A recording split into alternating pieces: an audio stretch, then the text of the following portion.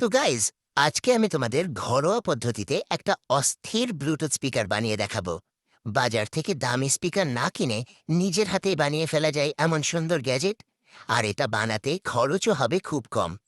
পুরো ভিডিওটি দেখলে তোমরাও শিখে যাবে কিভাবে ঘরে বসে এই স্পিকারটি বানানো যায়। বেশি কথা না বলে চলো শুরু করি।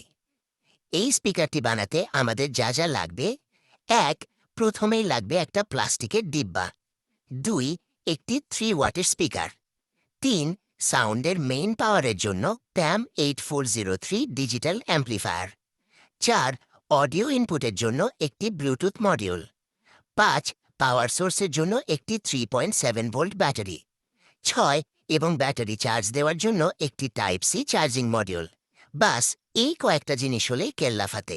বেশি কথা না বলে চলো শুরু করি।